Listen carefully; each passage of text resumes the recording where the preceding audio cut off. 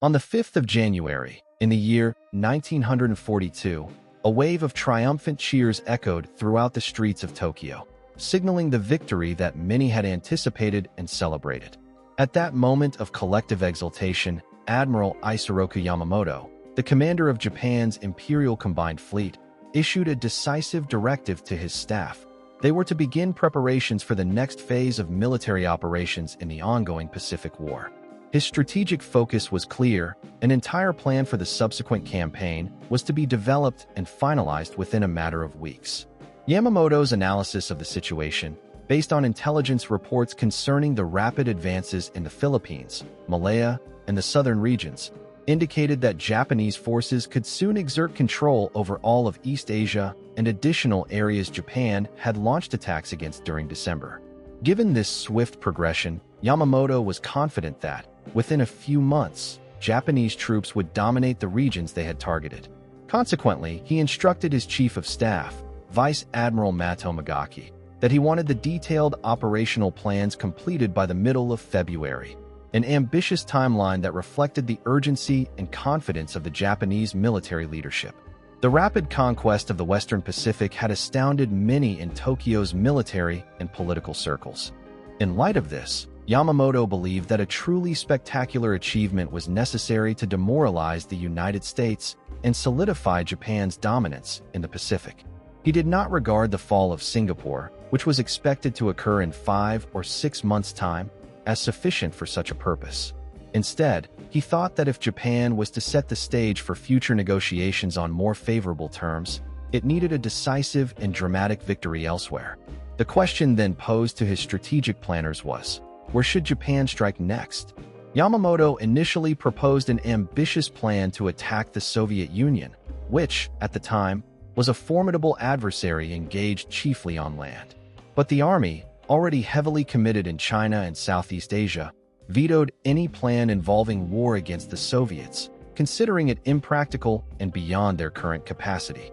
Faced with this opposition, 3 alternative ideas emerged. Yamamoto's preferred option was to launch an operation in the Indian Ocean, specifically to invade the British colony of Singapore, in hopes of drawing out the British Far Eastern Fleet and destroying it. Much like the destruction of the American Pacific Fleet at Pearl Harbor, the plan was to then push further into the Middle East, with the strategic aim of linking up with the Germans, who were advancing toward the Soviet oil-rich Caucasus region. Such a move would secure vital oil supplies for Japan, which was heavily dependent on imported fuel. Nevertheless, the army refused to entertain the idea of a Middle Eastern campaign. As a result, only 2 alternative plans remained on the table. One, supported by the Naval General Staff based in Tokyo, called for an attack on Australia. The goal was to deny the Allies a crucial forward base of operations in the Pacific. After securing the Solomon Islands, this plan envisioned the occupation of New Guinea, New Caledonia, Fiji, and Samoa, establishing a broad Japanese dominance across Oceania. The other plan, which Yamamoto was less inclined toward, involved a more immediate engagement, an assault on Australia itself. Yet, Yamamoto was reluctant to pursue this route because he believed it would take too long to accomplish and was unlikely to deliver the decisive, spectacular victory he considered necessary to turn the tide fully in Japan's favor. He understood that the attack on Pearl Harbor had already ignited a fierce desire for revenge among the Japanese population, an intense sentiment that accused their enemies of softness and incompetence. To Yamamoto, merely capturing Singapore or conquering certain territories would not be enough to satisfy this patriotism or to shake the resolve of their adversaries. Furthermore, Yamamoto recognized that even a victory such as the capture of Singapore would unlikely be enough to halt the United States to continue fighting. Therefore, he set his sights on a more profound, game-changing success, one that would give Japan the opportunity to extend an offering of peace as a gesture of strength rather than weakness. In January, he ordered a new strategic plan to be developed, and by the second month of the year, officers dispatched this plan to Tokyo. This new plan, known later as the Midway operation, envisaged a decisive naval battle near Midway Island. The goal was to destroy the American carrier strike force, which was considered the true heart of the United States Navy in the Pacific. By doing so, Japan aimed to cripple American naval power effectively and establish dominance in the region.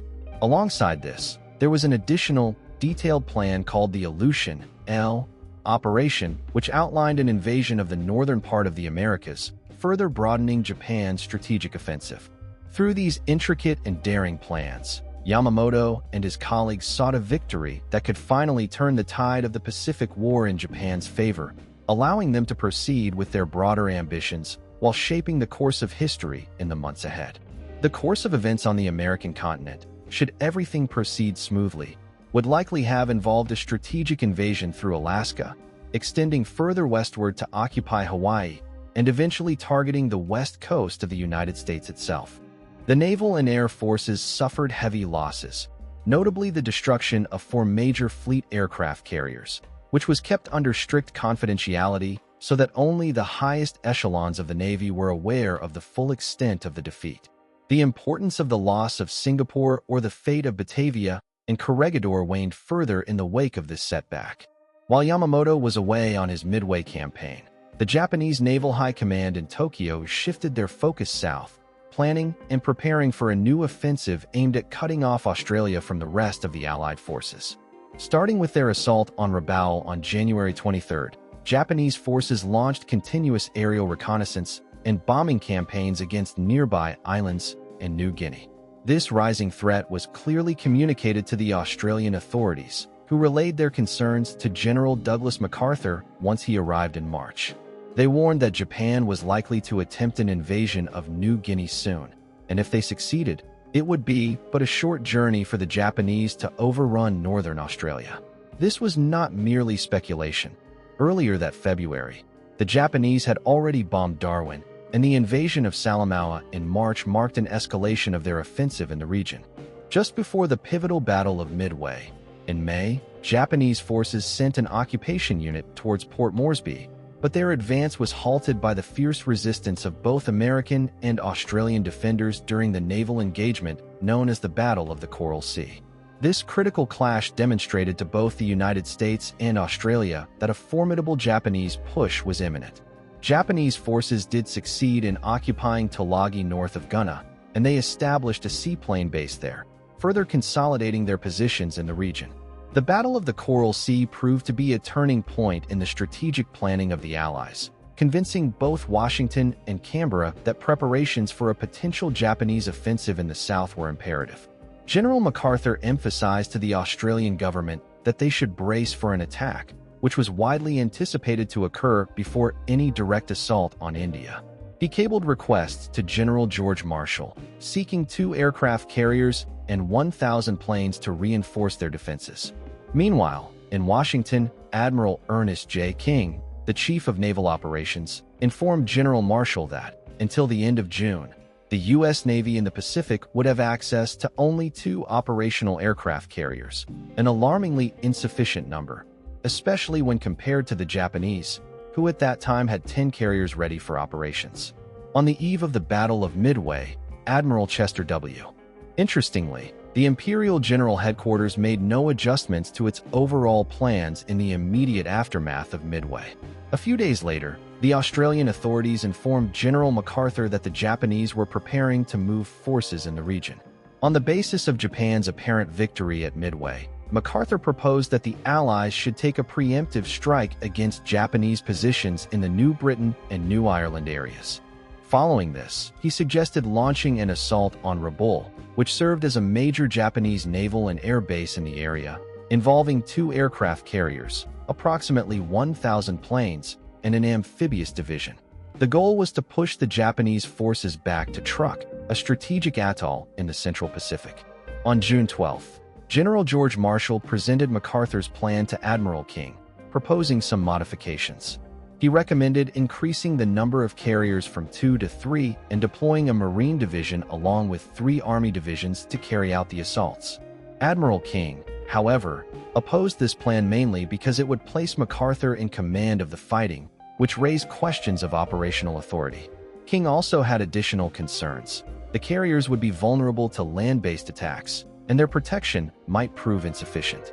As it turned out, the Navy had to confront both of these tactical challenges at Guadalcanal. In response, King formulated his own plan for a securing operation from New Guinea, led by forces under naval command. MacArthur objected to the idea of his army forces operating under Navy control, but the gravity of the Japanese threat, specifically their rapid approach toward New Guinea and the potential to launch an invasion of Australia, made it clear that decisive action could not be delayed. The core issue faced by the Joint Chiefs of Staff was determining who would take command of this crucial operation. The initial phase, as defined by the JCS, was designated to focus primarily on capturing the Santa Cruz Islands, along with the nearby islands of Lada and other strategic positions. These locations, which held no immediate tactical or strategic significance, were considered critical stepping stones to gain control in the southern Solomon Islands. Interestingly, Guadalcanal itself was merely seen as a point on the map with little recognition for its strategic value at this stage, and it was even considered insignificant enough to be ignored in the initial planning. Following the completion of this first phase, MacArthur was assigned a subordinate role, a situation described as being thrown a bone, to then take over the campaign and eliminate remaining Japanese forces in the rest of the Solomons, including Rabaul and New Guinea.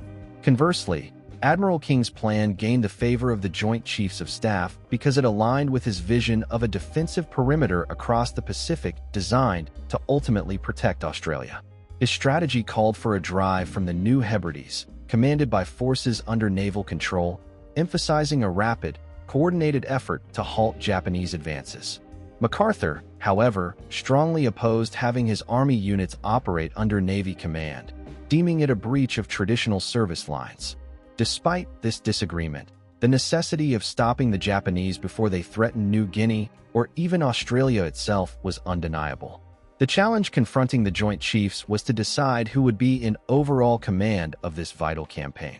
To set the stage, they designated Phase 1 as the seizure of the Santa Cruz Islands, the goal being to take control of Lada and nearby locations, all under Admiral King's operational guidance. Guadalcanal, at that point, was just a minor site with no well-understood tactical or strategic importance. It even lacked a proper name in the earliest plans. The complete campaign intended that, upon completing Phase 1, MacArthur would assume command to push further into the Solomon Islands and eliminate remaining Japanese forces in Rabaul and New Guinea.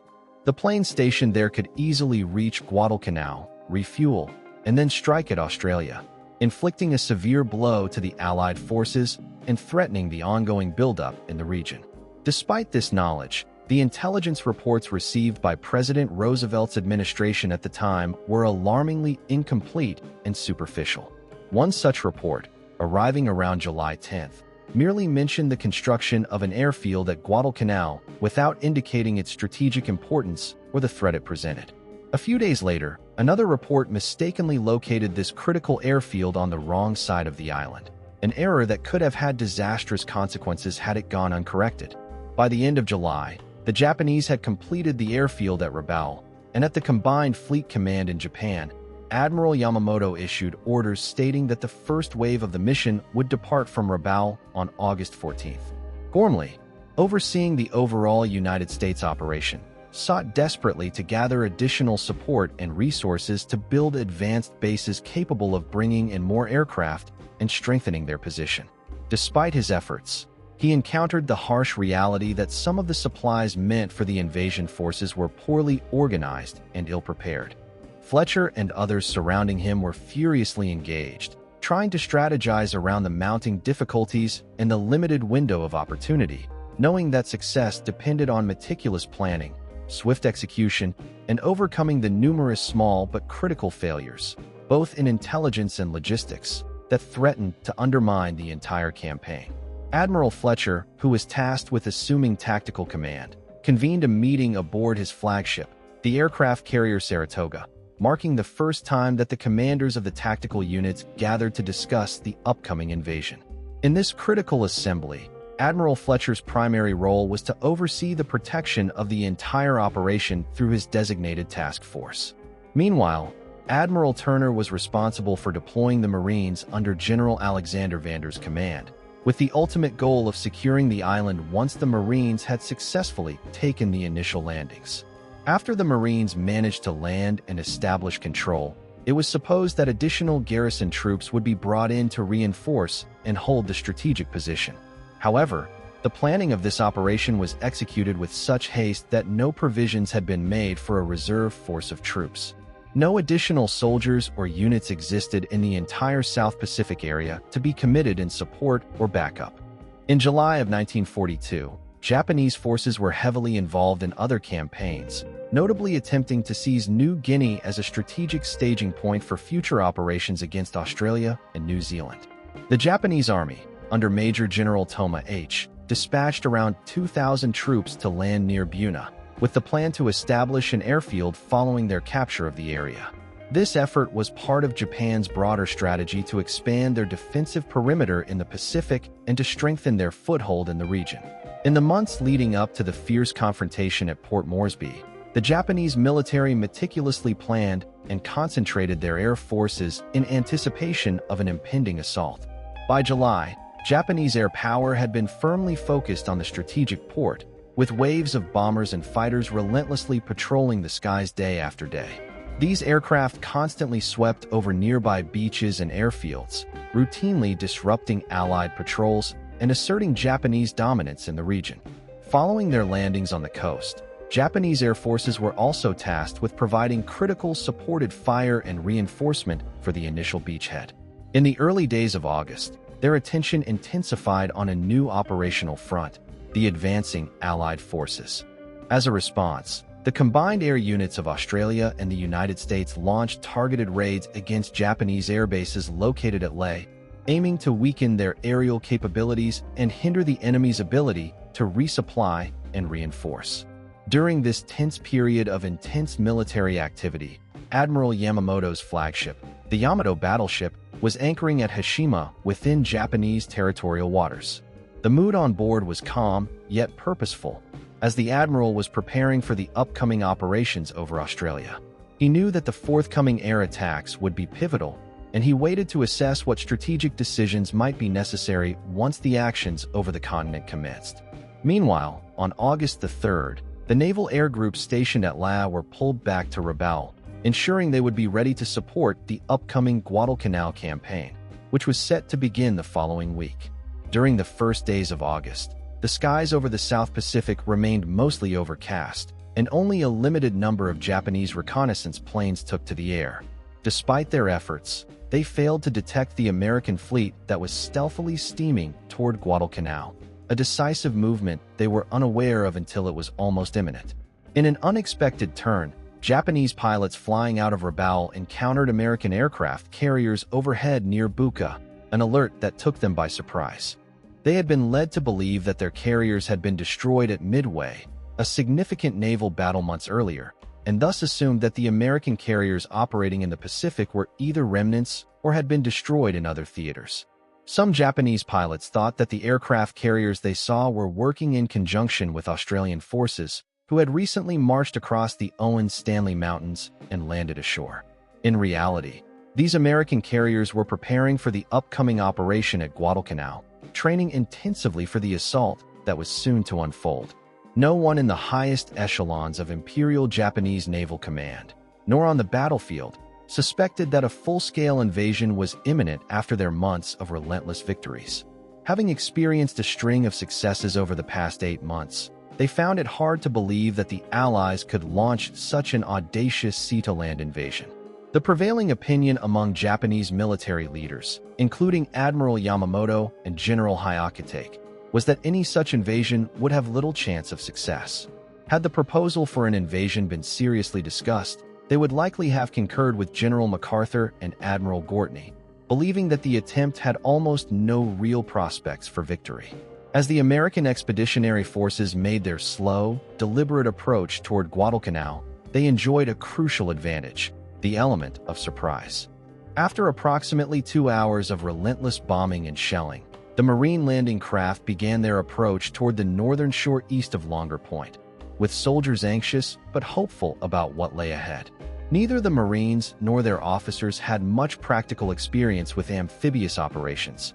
This was the first such large-scale amphibious landing conducted by the United States since the Spanish-American War.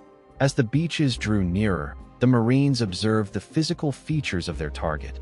The rugged, high mountains shrouded in morning mist served as silent witnesses to the challenging campaign to come.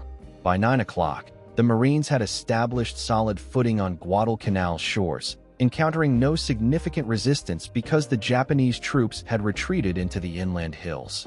The landing was remarkably easy, almost too effortless, offering a stark illustration of how thoroughly the surprise attack had succeeded.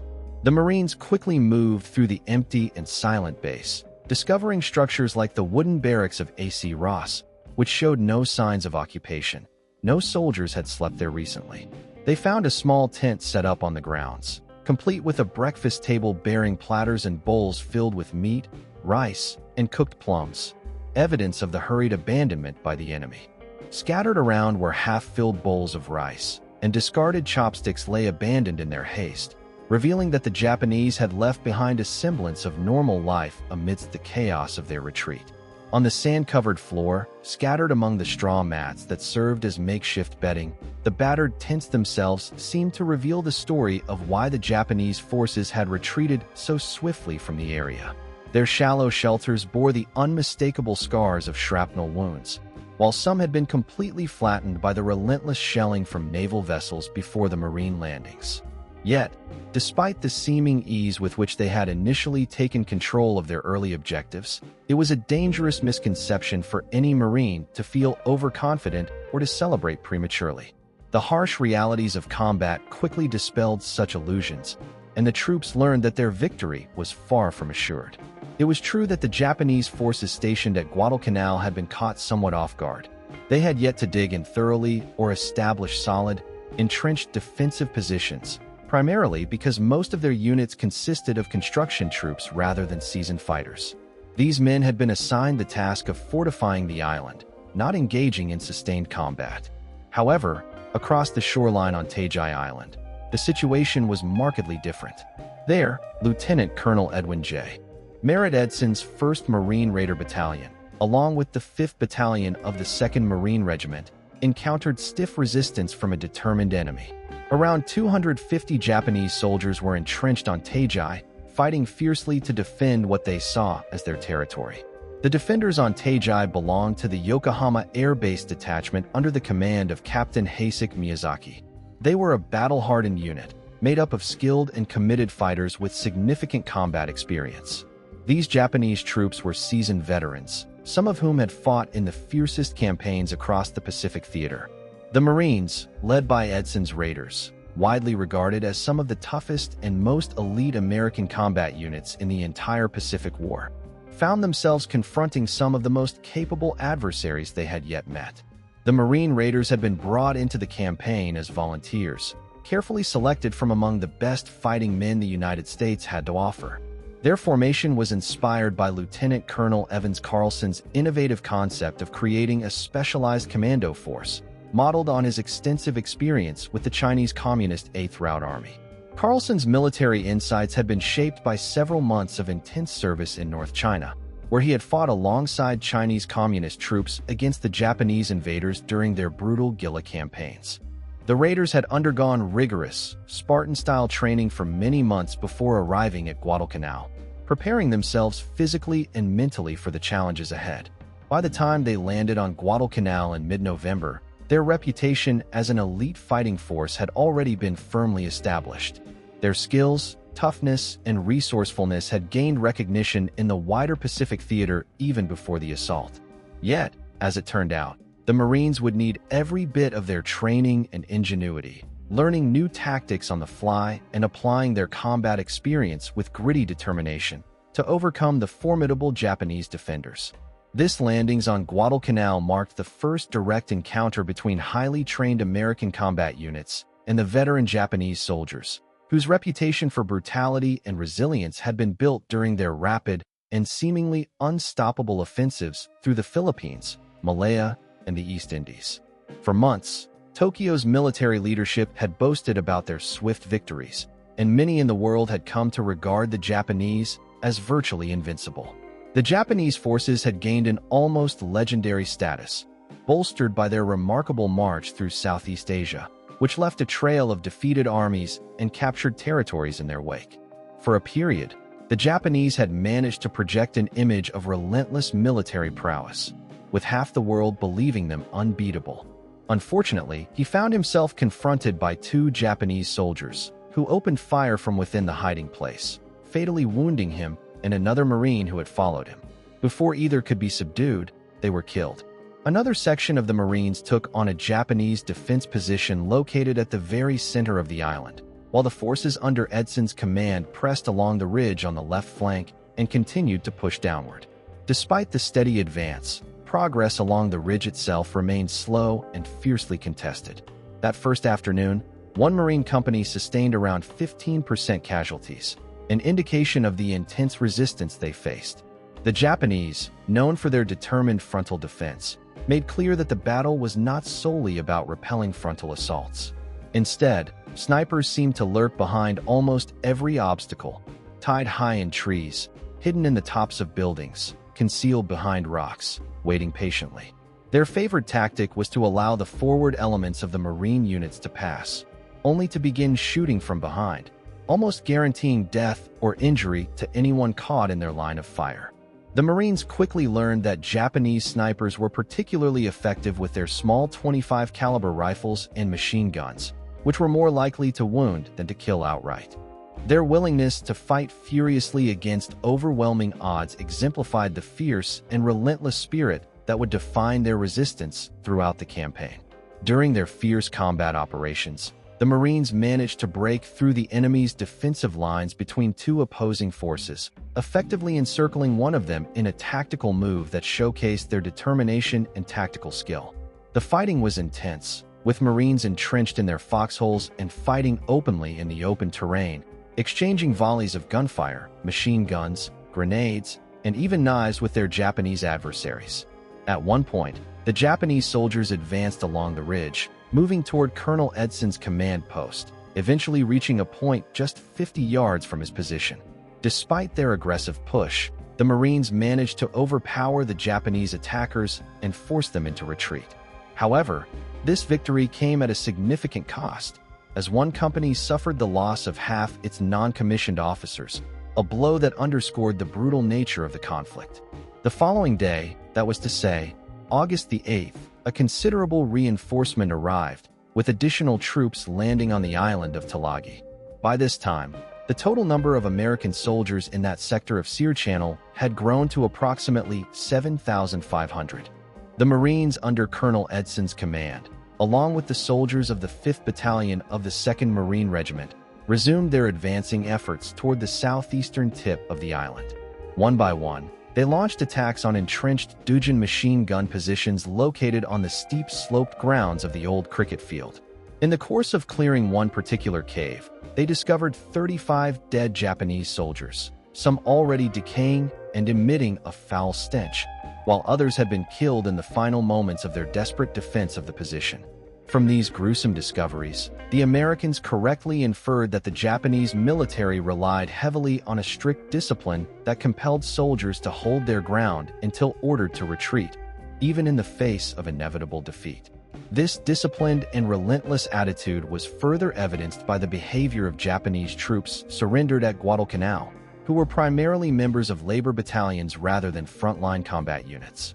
Throughout their engagements on Tulagi, the Marines encountered numerous instances of a fierce fighting spirit that was both surprising and unfamiliar to American troops. For example, in one dugout, they cornered 3 Japanese officers. These officers, at the end of their resistance, possessed only a single loaded pistol among them. As the Marines prepared to launch a final assault, the Japanese officers suddenly fired 3 shots. Upon entering the dugout, the Americans discovered 3 bodies, 2 Japanese officers and 1 soldier, along with an empty pistol, revealing that one officer had fired almost all his ammunition before turning the weapon on himself and his companions. In the initial days of the campaign, such suicidal behavior shocked the Marines, who found it difficult to comprehend how a soldier, cornered, wounded, and facing certain death, would prefer to die on his own terms rather than surrender, especially considering the Japanese army's significant material and numerical superiority. American troops observed that, In most cases, Japanese soldiers would choose death over captivity. This phenomenon took some adjustment for the Marines to understand and accept, as Japanese soldiers who initially pretended to surrender would later unexpectedly pull out hidden guns or bayonets to attack their captors, or would unleash grenades to kill themselves and their opponents in a final act of defiance. From that point onward, the Marines chose to fight on their own terms, acknowledging the Japanese soldiers' fierce resolve. After this realization, there was virtually no effort to convince Japanese soldiers to surrender during subsequent engagements. The island of Tulagi was fully brought under American control by the end of the second day of fighting, although it's important to note that not all Japanese on the island had been killed yet. For days afterward, Japanese snipers continued to harass and trouble the advancing American troops, requiring tireless efforts until every last sniper was eliminated. The resilience and stubbornness of the Japanese fighters on Tulagi became evident in stories such as that of Gunnery Sergeant Angus Goss. During a patrol, he had gone ahead of his unit to attack a Japanese cave situated near the cricket ground. The Japanese soldiers had been sporadically firing from that position, creating a dangerous threat to the advancing Marines. Sergeant Goss moved in close enough to the cave to toss hand grenades into it, relying on the training that taught him to pull the pin, count a slow 6 seconds, and then throw, allowing the grenade to explode inside. He pulled the pin, counted carefully, lobbed the grenade, and then was prepared for the expected explosion. Following another intense encounter, he had to quickly duck down to avoid being caught in the blast radius of his own weapon. After experiencing this situation for what felt like the umpteenth time, he remembered holding the grenade for precisely 3 seconds before hurling it out with a swift, practiced motion, first towards the enemy and then, in quick succession, several more, until the last one finally soared out beyond the range. By the time their resistance was finally broken, the Japanese soldiers had been wiped out entirely, leaving no enemy forces remaining. The events of that night and early morning were chronicled by the Tulagi radio station, which broke the news early on the morning of August the 7th. They transmitted the startling message, an announcement of the United States assault on Rabaul, a major Japanese stronghold in the region. This incredible news reached the Rabaul airfield just as the pilots preparing for their early morning missions were about to take to the sky for another day of harassment against the Australian forces in New Guinea.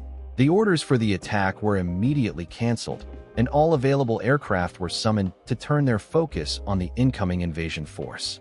Tragically, just before these planes could mount their attack, they received devastating news. The entire flotilla of flying boats stationed at Tulagi had been destroyed, a loss that signified the base there had fallen into enemy hands. Soon after, contact with Tulagi was broken entirely, confirming that the Japanese had overrun the installation. In response to the threat, at 8:30 in the morning, a squadron of 27 twin-engine Betty bombers took off from Rabaul, fully loaded with munitions, not torpedoes, as usual, but bombs, intended for striking the American invasion fleet. They carried out strafing runs and bombing raids against troop concentrations along the Tanaro River, aiming to weaken Japanese forces and disrupt their logistics. Later in the morning, at approximately 10 o'clock, 3 fighter planes from the Enterprise detected a squadron of Japanese torpedo bombers approaching low over the water's surface. The Americans swiftly responded, engaging the enemy with determination.